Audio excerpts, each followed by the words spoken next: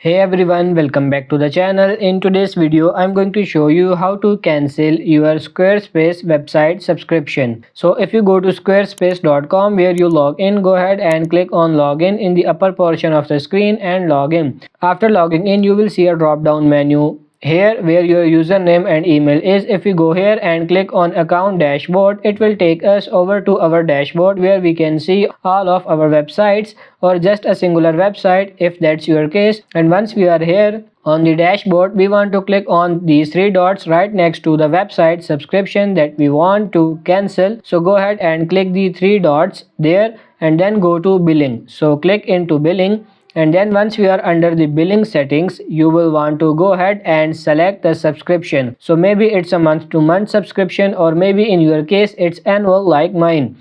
Now a little thing that you need to know: if you do have an annual subscription, if you cancel within 14 days, sometimes they will refund your money, but more than likely if you have an annual subscription, you will have to wait it out and you will not be refunded. You will just cancel the subscription and it will not auto renew. So click on that subscription there, and then as you can see here, it normally will renew automatically. And if that's something you want to change, you can just uncheck that there where it doesn't automatically take the money as soon as the date gets here. Or if you want to cancel it altogether, you just click on cancel subscription, and then it says select a reason why you are canceling. So find a reason there and then click the boxes that are applicable to you.